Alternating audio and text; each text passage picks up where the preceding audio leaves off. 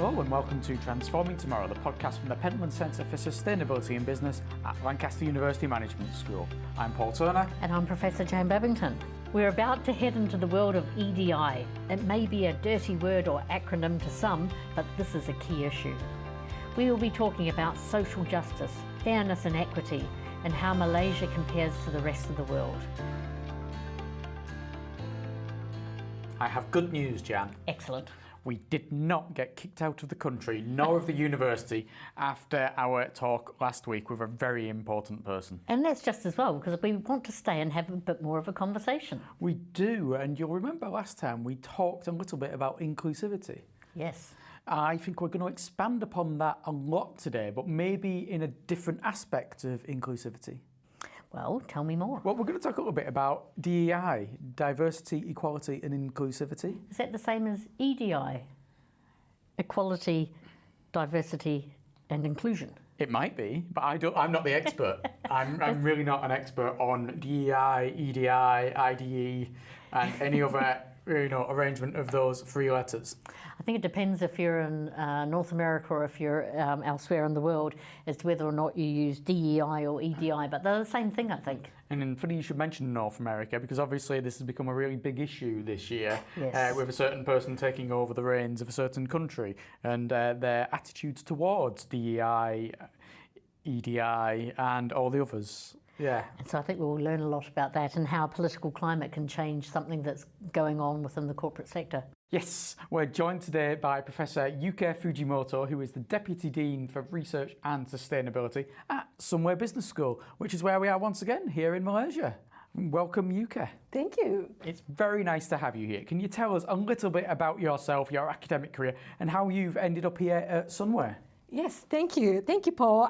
So my academic career actually began at University of Queensland in Brisbane when I was a PhD student, taking some academic roles, right?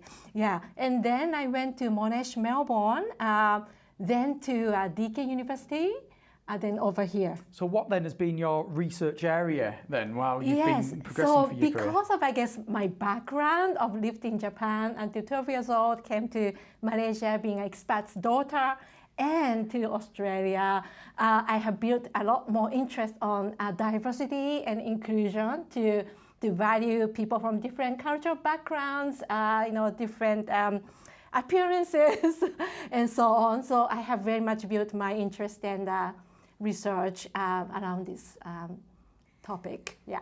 And that's a really interesting background to sort of have three countries in the Asia Pacific region where you've spent a lot of time.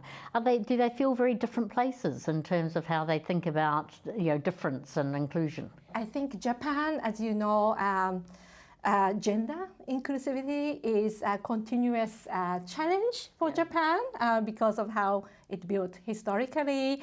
Whereas here in Malaysia, we have much more ethnic diversity, predominantly Malay and Indian, Chinese, while living together harmoniously, acknowledging differences, but yet harmonious society. Whereas Australia, I think we have Aboriginal, a background. It has its own challenges and opportunities, right? So it's quite interesting for me to go through different continents to understand diversity and how to value that. And from your publications, it's clear that issues of inclusion, how organisations think about justice and employee well-being is just writ throughout many of your publications and in a wide variety of settings as well. And so clearly this is a topic area which is very important to you. So could you sort of characterise for our listeners what this research field in general entails? Yeah, I think this is an area where we need to look at processes of people working in organization and how they have been treated or how they interact with other people from different backgrounds or different identities. How do they actually manage themselves, and also how do organizations also foster more harmonious, constructive, workplace where people can flourish and to produce a positive outcome. It can be well-being or a business unit's, performance, productivity of organizations. I think it's really important area, I have to say, of understanding humanity-related processes in the work organizations that, how companies, organizations manage them matters, right, in producing various outcomes. What's the importance of this work, and why does it exist? Why are there so many people working across all the areas of EDI? Okay, so EDI, DEI, I think it's really about acknowledging people have different perspectives. So DEI, or even academic management DEI division, it upholds sort of varying diverse perspectives, and also and it also matters about social justice of how people are treated respectively, fairly, right? So this is, I find it's core tenet of DEI is about acknowledging different people have different perspectives that may create greater innovation, creativity, to look at more broader picture of diverse perspectives that people bring. And what you've talked about to date is how this happens inside the firm. And some of it's linked to the firm maybe doing better than it would otherwise because of diverse perspectives. But is there an aspect of how that diversity is drawn into the firm in the first place? Because if you go to recruitment and you have a very particular picture of what a normal worker looks like, you might end up with a lot of very similar people rather than having diversity in your workforce. Yeah, that's right. So I think that's where the importance of human resource management comes in, to be conscious of heterogeneity, to see the value of heterogeneity. And certain companies have the criteria to make sure that they are looking for competency, right? Nowadays we're talking about, let's look at competency. That's absolutely right. But given that, we have heterogeneity, right? Of those people with competency, but then beyond that, what, right? They can bring a different perspective with that competency. So I think that's where the companies can be more conscious of heterogeneity given the competency. And do you see different challenges for this depending upon where you are in the world? There might be different issues in different places. You've mentioned your own experience of living here in Malaysia, in Australia, in Japan. The different businesses in different geographies have varied perspectives and issues that need addressing. Yes, for sure. So I'm coming from Japan, so I can tell you that still gender diversity is opportunity and challenges in that country, and also increasing migrants. Because of aging workforce, we need more nurses, those people who are specializing, particularly in healthcare sector. Australia, it continued to face opportunities and challenges, I think, around cultural diversity. People have lived from offshore for some time now, like 2 decades, I think. For example, somebody from Malaysia have been there, so first and second generations, yet carrying the Australian kind of culture together with the original Malaysian culture, right? So that's kind of an opportunity and challenges for Australia. In Malaysia, it's interesting. To me, Malaysia is surprisingly inclusive of the people who are of difference. I guess it's to do with more Asian culture, of collectivistic culture that reside within Malay, Indian, Chinese, that ties together. But while there's some, challenges in this country. And I think what's interesting what you said about there when you alluded to a migrant workforce, because when I did some sort of research trying to understand how the UK and Malaysia were similar or different from each other. And one of the things that I came across were statistics looking at what percentage of the workforce are migrants. And in Malaysia, it's about 13%. And in the UK, wasn't a directly comparable figure, but it was a figure of the number of people in the workforce who weren't born in the UK. So I think that's maybe a slightly broader figure, but that was about 19%. So it seems to me that if we're living in a transnational world where there's skill shortages and there's lack of opportunity, that we are actually going to have a lot of migrant workers within the workforce. And that introduces some particular challenges for fairness and equity as well. Yeah, that's exactly right. So I think fairness and equity is something that we have recently debating what it means. First and foremost, I totally agree that we need to look for the competency, but at the same time, there are so many applicants, right? Talking about hiring with same level of competency, but then what?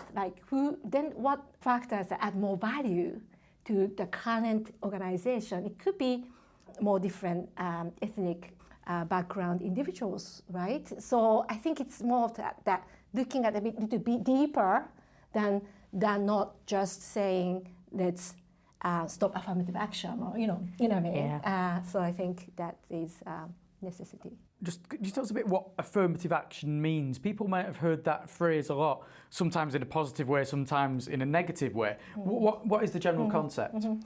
So it's basically a quota, right? So the company decide what percentage of board directors, for example, consist of people of different ethnicity or particularly gender, right? Yeah. So that's a quota-based system in order to make a structural change in organization, to make sure that there is that diverse perspective. In order to do that, we need to be more conscious of including those that are of minority in terms of number. And so oftentimes when people are talking about it in a disparaging way, I think the thing that I'm a wee bit unsure about when people do that is that it kind of assumes that we're all equal anyway, and so then affirmative action, I think, then would be quite offensive because you're picking out people especially. But it seems to me that we're not all equal at the beginning, so that is it fair to say that some aspects of affirmative action actually level an unlevel playing field in the first instance? Right. So what does equal mean, right? Yeah. So I do think going back to competency. So I think we all have equal level field of competency, but when it comes to the composition of what makes a company, right? There is an uneven distribution of people in light of what our society offers, right? So from the corporate perspective, in the UK, for example, we have not more ethnic diversity. And so shall the company consider about trying to mirror a bit more of what the society demands or society requires? And so that's where I think it goes back to that idea of diverse perspectives, that not only it is inclusive, but it's actually is a good business case as well. So I think we can look at this in a more positive light. And before passing back to you, Paul, one of the things that happened in New Zealand at various stages in the past is that public institutions were asked to find ways that their governance boards could be reflective of the community where they were governing. So it wasn't a corporate focus, but was sort of public institutions, and I found that quite a powerful way of thinking it, because you would imagine that if everyone has equal distribution of competencies, and I think that's probably the case, you would expect that on average you'd have a certain amount, and yeah, so it's really tricky though, and I think it's a really tricky area, and I think you're going to make it even trickier. Well, I am a white man of middle age and older, so therefore, obviously, I'm going to make anything to do with DEI and EDI more difficult. That seems to be our role in society, particularly in certain countries, and although my skin isn't quite orange enough in order to cause a particular problem. Don't feel vulnerable. Yes. You're in a safe space. Stay with us. Yes, I don't want to bring the Trump into the room, but you see a particular backlash against it from certain wings of society, certain groups in society. It's really been highlighted this year with Donald Trump back in the White House, essentially telling American companies, stop it with your EDI, your DEI practices. If you want to work with the government and you've got these practices, you're not going to be allowed to work with the government even. It's like you almost get punished for having practice is in place. And you see certain organisations immediately rubbing their hands together saying, right, great, we don't have to do that anymore. Other companies saying, no, actually, that's worthwhile, we want to do it. It's a big political football that's been played with, isn't it? Yeah, surprisingly, I must say. Surprisingly. In midst of this, I think it's good that people are thinking about it. And I think it continues to show that this is an important topic. And I do think that there's some sort of misunderstanding there as well. Diversity, DEI has always been embracing diverse perspectives to begin with. And in order to have that societal perspective, who do we need, right? So that's the core value. And I think there has been a little bit of a misrepresentation of what it stands for. Do you think that's a deliberate misrepresentation? Are there certain figures who are misrepresenting it deliberately, and then maybe people are getting an impression that isn't true and then taking it as their own impression? Yeah. Maybe they're doing it unintentionally because that's what they're being told and they don't know any better.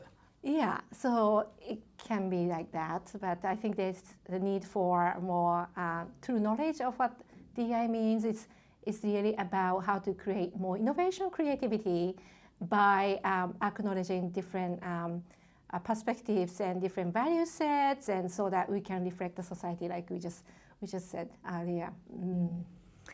One of the arguments that I've heard as people are rolling back on their DEI perspectives in the US is that some firms are saying, well, this is a good time to stop doing it because we've now resolved the problem. So it was needed at a certain period of time, but it's now no longer needed.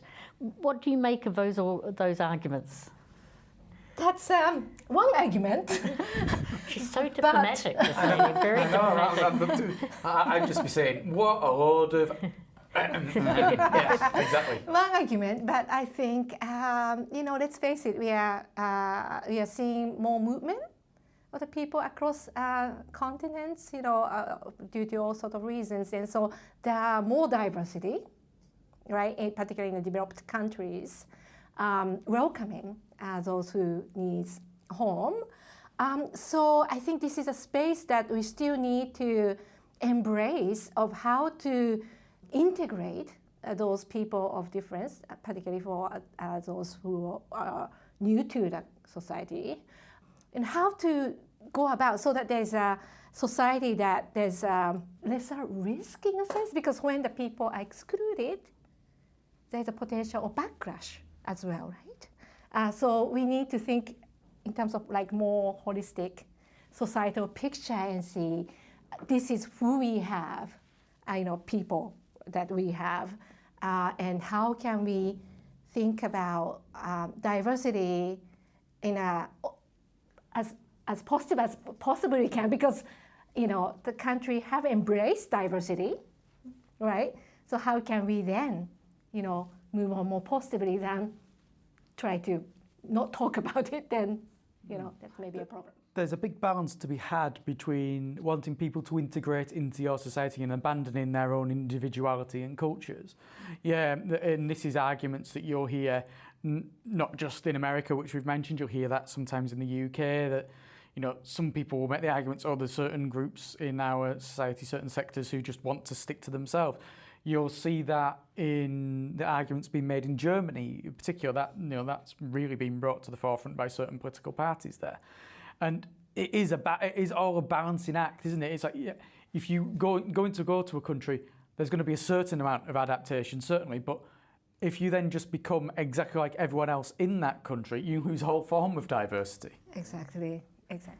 And I suppose, I don't know about you, Yuka, but I'm always going to be a New Zealander, and whilst lots of people don't realise that might be a distinctive, it is a distinctive perspective, and I love living in the UK, but you bring something from somewhere else there, and you must find the same, particularly from a Japanese background, always come with you somehow.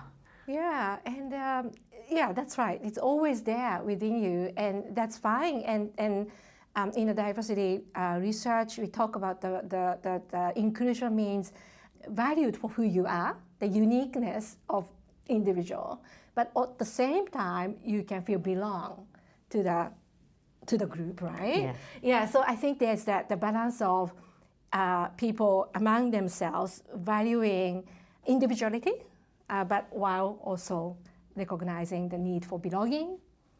How do we do that? Employment practices that can maybe foster that. So with regards to business then, where do you think more work needs to be done? Are there particular areas that need attention? Yeah, so I think inclusive decision-making process. So a lot of times company to date, historically probably now, but have hired many from minority backgrounds, but then what, right?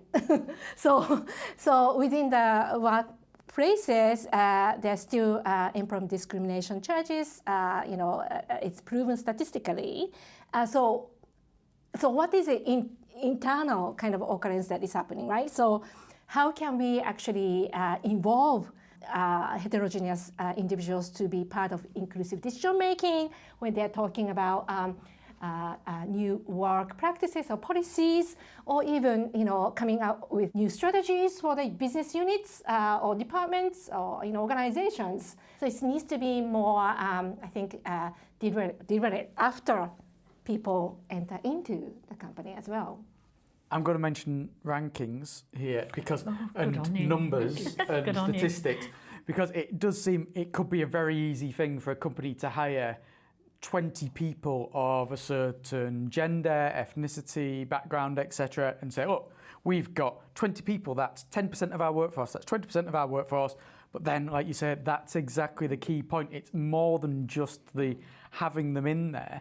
And I wonder if that's been the big problem historically, that companies, you say some companies have made the argument, oh, we've done it now, we've got to a stage. Have they got to the stage statistically, but not necessarily got to the stage in reality where the inclusion is really there? Yeah, exactly right, yeah. What this conversation really makes me think about is a really amazing field that I only know about. I've never researched in it, but I've sort of watched it with area interest, is participative budgeting. So this happens in sort of public sector, local authority basis, where a certain amount of the budget is set aside for people to choose what they value and what they need. And so it's quite an interesting approach. And you need to do some EDI kind of work to make sure that everyone has a voice who might not usually have a voice, and that might include poorer people as well as maybe people who are tied up looking after children so can't come to meetings, so ways of enabling that. And what they've found is that with that kind of work you end up with more money being spent on things that help children and women, but also less things spent on sort of big projects that can get a label on them and look great to somebody. So it seems to me that in some of these principles are actually writ through other things that we're doing within organisations as well. And, so originally diversity and inclusion is underpinned by such a ideology, like inclusive decision making is the first kind of idea. Then we move on to look into the more of recruitment and training, and there's a bit of too much of diversity training that made people divide. There were some occurrences with there. So that's definitely participatory nature of heterogeneous employees. Yeah. I've come across this not in the same sort of business sense, but in the sense of philanthropy. And there are some philanthropic organisations that operate near where I live, and they've come to realise in recent years that they're giving grants to certain groups and organisations without getting the voice of the people who might be affected living in those communities on their boards, who make the decisions on where the money goes to. And therefore, are they actually giving money to things that people who are on the ground and need the things that they want? And it's coming from the UK, class is still very much a thing. And this is it's like these are working class people. These are people who are, not always on the right side of things when it comes to societal benefits. Therefore, they need the help. But are they getting the help that people think, oh, that will look good in a newspaper story when we give the money to this? Or, oh, what a brilliant project. We'll have a great building and we can take photos of that and say. Or are we actually doing the stuff that the people really need? Talking about this, about developing country and developed country. So I had an interesting interview about this sharing resources, right? And so the companies, to get funding from those organizations from developed country in relation to environmental kind of projects, they are required to reach certain reduction of carbon emission in order to get the funding. Yeah. So what the people here are saying, in order to meet that requirement, it's so much monetary investment that has to be there that they can't actually reach to that goal of what the actors from developed country is asking for. Does that make sense? So they were like, we are stuck here. Like there is a criteria for us to get funding, and we cannot meet because we don't have economic resources to do that. So this is, aligning with what you just said in terms of global kind of a decision making. So it seems to me that there's scales and layers here. So there's within a firm and how they operate. It's about how people get access to employment in a firm. But there's also like a big societal in any one country, but then between countries as well as exactly. how justice comes about. And participatory decision making process. No, that's super layers. That sounds very hard. So what challenges businesses still facing in this area? So I think a lot. So many. Particularly, I think in terms of SDGs, right? So many areas that the business can meet, not just reducing inequality, but also I think we have had this conversation before. But I think natural environment is also a minority actor in the planet, right? So I think businesses can do a lot more on DEI principles. I think let's value those who were marginalized, including natural environment, space, and so as the humanity. So I think it's a principle, of participatory decision-making process can move beyond actually humanity to the nature. Because we are here in developing country, I do experience pollutions and and things like that. So I think there's so many businesses, particularly multinational corporations, be able to address in this space. That's fascinating because that's a topic we've discussed along similar lines, but never considered. We considered it from the legal perspective when we spoke to Camillo about a year ago about nature having a voice legally. But to think that nature having a voice when it comes to things like DEI, the inclusivity of nature and the inclusion of nature and the environment in the thinking of it, it's another way of including it. So if you're, getting nature legally involved, but then you're also thinking, but we need to be inclusive and think about the various perspectives. It's fascinating to consider it that way. And I suppose at that stage, one of the points of difference is Indigenous people and the extent to which they might gain access to decision-making processes. So if they are closer to nature and more embroiled and woven into it, that actually if they don't have equality, then the voice of nature and the needs of nature won't also be represented. And we've spoken, I'm sure, on this podcast at various points about deep sea mining. And there are Indigenous people in various places in the world who are near potential locations for deep sea mining, but their religious beliefs, for instance, and their beliefs, cultural, are such that mining the deep sea would go really against everything they believe in. And that's an area, again, that could be brought into. And another thing is environmental scientists, whom I'm be talking with, they often say that they don't have a voice in the corporate decision making.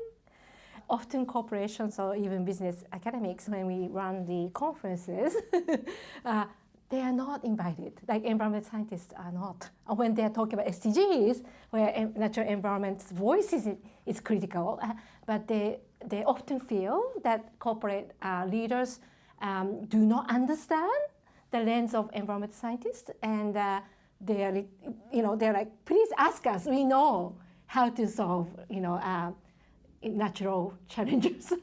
So this is part of the as well, isn't it? Like marginalized voices. So we talked quite a bit about challenges, but it'd be nice to know what's inspiring you and what's made you hopeful about the world, both from your teaching, from your research, having lived in Malaysia and different places. And some of that diversity of your experience means that you've got more inspiration to draw on as well. Yes, that's true. I'm just struggling to kind of answer this question because I've been thinking of more of the challenges in recent times because DEI has been on the spotlight and thinking about, oh no, you know, why is that? But I think as people mobilize more, I mean, in universities, we encourage more mobility, and I'd like to see more student exchanges. For example, students from Lancaster University coming to Malaysia so that they can see, you know, a different perspective to different challenges, right? So I think the people's mobility is challenging and encouraging. To see that, to try to come out with more integrative solutions, isn't it?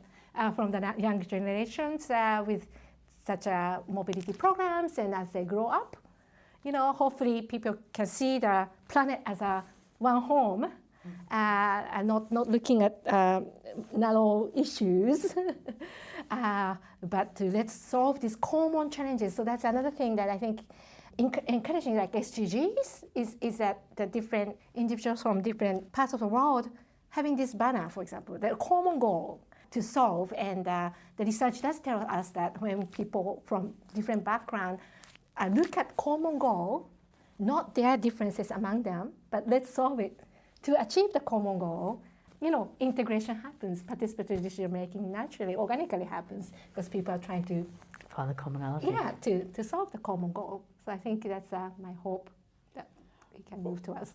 I think our own exchange visit has been a very positive one, hasn't it, Jan? And we've certainly enjoyed it, and you've been a large part of that, Yuka. Thank you very much for joining us. Thank you very much. Well, Jan, as the middle-aged white man on the panel, I feel quite free to say, you know, that this episode was slightly worthwhile, but the whole EDI thing, you know. Yuka has brought up a lot of interesting points and areas where you might not even have thought that equality, diversity, inclusivity even encroached into. And I really like the way she layered it out. So she said quite early on, it's about managing yourself and managing with others, but because everyone's coming from a different place and being able to do that well. And then what happens in how people get access to the workplace, what happens in the workplace, what happens in the communities, what happens in societies. So I think we sort of zoomed in and zoomed out really nicely across all of those topics. And there's some very interesting points that Yuka made about efforts that are being made towards EDI and how it's switched now not just to getting people included within it, but to say what happens next. You don't just want to bring them into an organisation, you want to make sure that their voice is heard and that the institution that they're part of will probably change and evolve in some way. And I think she put it quite strongly as well, is that link between that and innovation and imagination. You know, who knows what the current North American experiment might yield, but I think in a few years we'll be looking back and people will be revising and trying to understand better what that was all about and whether or not they did get the benefits that politically they thought they might. And there could almost be a more polar opposite to America than here in Malaysia by the sound. You sort of hear Yuka talk about they understand the differences between each other. They're not using them as a dividing line. They're kind of more understanding towards them. And I think that's been a hard-won balance and compromise and is an ongoing activity in any country that's so multi-ethnic and with such diversity. It is. So what have we got coming up next, Jan? I think let's find out about some education and in particular to see how the principles of responsible management education are applied here. Okay, I thought you were suggesting that you needed to be educated, which I, again, wasn't going to argue about. No, that does make sense. Yes, let's take our final episode from Malaysia will be next week. We're going to be speaking to Stephen Homer from here at Sunway. Our final episode, he's going to be talking to us about PRIME, the principles of responsible management education, how you shape the next generation and what differences there are maybe in shaping that next generation here in Malaysia to in other parts of the world. Until then, thank you very much for listening. I'm Paul Turner. And I'm Professor Jan Babington.